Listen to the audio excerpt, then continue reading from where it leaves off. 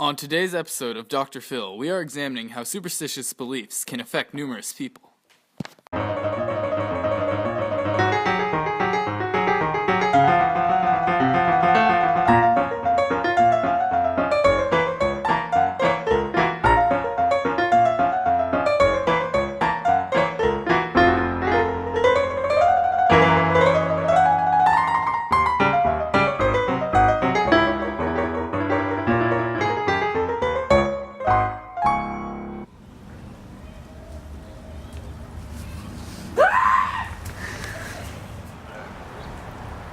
I would have rather looked over my left shoulder at the new moon than hold another snake's skin in my hand. I'm sorry, Jim. That happened to you. I'll try to keep those snakes away in the future. Thank you, Huck. Today we are looking at the debilitating effects of superstition on these young southern gentlemen. We will find the root cause of their strange behaviors and see how it affects their actions. Thank you both for coming. Now can you please tell us why you have come to the show today? I weren't wanting to come. Miss Watson, she's trying to civilize me, and she has a problem with my superstitions, and I want to fight with her, so I come. What about you, Mr. Jim? Well, they told me that it was going to be good for good old Jim, so I succumbed. Alright, now why did you two believe in superstitions? Well, there was one time when old Hank Bunker looked at the new moon over his left shoulder and bragged about it, and I tell you, it's one of the carelessest and foolish things a body can do.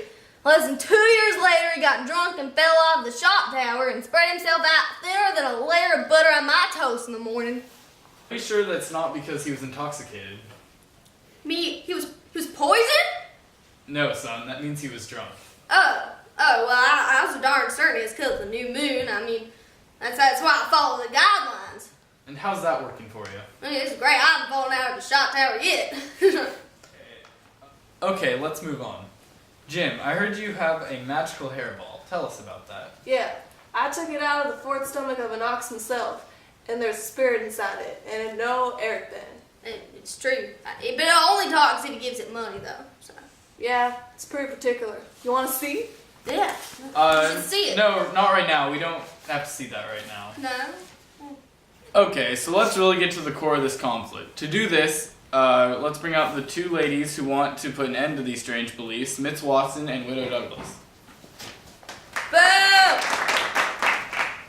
Now, you are the ladies that suggested these gentlemen accompany us on the show tonight, correct? Yes, this man here is a bad influence on Huck. Well, I didn't think I was doing nothing wrong. You've been encouraging him to believe in spirits, witches, and talking hairballs. That is preposterous. Now, I've been trying to civilize Huck here, and now this man is undoing all my handiwork. Yes, Huck is sneaking out when he thinks I'm not looking, and he's been smoking. Now, that may be true, but you smell an awful lot like snuff yourself, Widow Douglas. But why don't you tell Huck and Jim what it is that you really want them to do? I need him to start believing in the Lord. I want him to be where angels sing and harps play.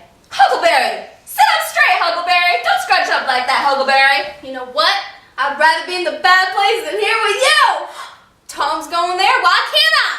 Huckleberry, don't talk like that. Hold on. Everybody just calm down. We are straying from the topic. Let's get back to the source of the issue. Thank you for your time, ladies. You've been wonderful guests.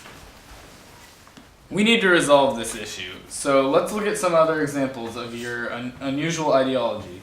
Jim, I understand that you have a hairy chest, and do you believe that contributed to your wealth, and why is that? Yes, sir. If you's got hairy arms and a hairy breast, it's a sign that you's gonna be rich. Maybe you's gotta be poor along first, and so you might get discouraged and kill yourself. But I know it's true. Do y'all want to see? No, I don't think we can do that on television. Shame. Okay, let's keep going. This is one of the biggest issues that Miss Watson here wanted to discuss, was the incident with the rattlesnake. Now, Huck, you told her that the reason for all the unfortunate occurrences that plagued you and Jim on your trip down the river stemmed from the dealing with the rattlesnake. Yeah, I've never had no worse day than that one. That day was the day that me and Jim got stuck up in our own loogie. Yeah. Alright, let's continue. Anyways, I told Huck that when he's touched that rattlesnake, we's gonna be in some serious trouble. And we was. Bad luck just followed us wherever we went. First it was our raft, which got broke, and we was separated and we couldn't find each other. I was so scared. I was. And then we come across King and the Duke, and we couldn't get rid of them. There's lowly nasty common. I tried to get rid of them, and then they came on a raft again, and it was all because I touched that darn rattlesnake skin. And you're sure of this, that it was because of the rattlesnake? Yeah, just look at the facts. Jim here, he told me that it was going to rain because them birds were flying, and it did. And he said that we were going to have some bad luck because I touched the darn rattlesnake skin, and it did. And I believe it because I seen it. That's why.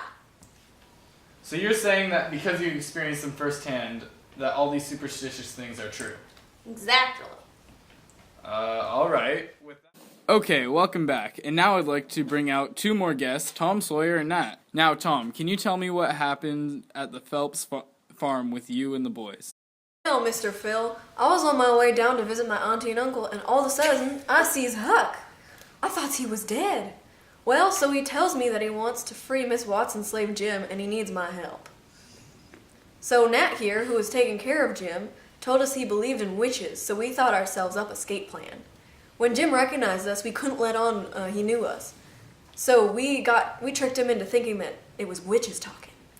Mars Tom, you mean to say there weren't no witches? So Huck and Jim, although you believe in superstitions yourself, you played on Nat's beliefs to accomplish your own end. So where do you draw the line with your own superstitions? I don't know nothing about drawing the lines. I never seen any of the witches bewitching Nat over there, so I don't believe it. Yeah. But I know witches are real. Mars Phil, there's witches right behind you. He's right. Alright, we're gonna have to go to commercial break. Okay, welcome back. Now let's go to a specialist who's well versed in these matters, Mr. Francis Brownwell. And what do you have to say about this situation? Well, Dr. Phil, it seems Jim has been Huck's mentor throughout their journey on the river.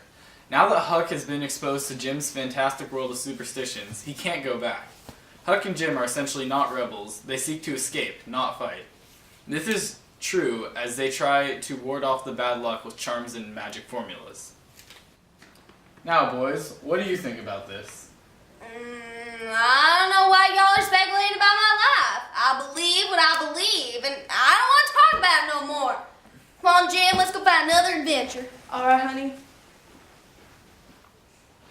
Well, alright then. I guess that sums up this episode of Dr. Phil. But in conclusion, it seems that on Huck and Jim's journey, each occurrence that they encountered only reaffirmed their beliefs. Thanks for watching.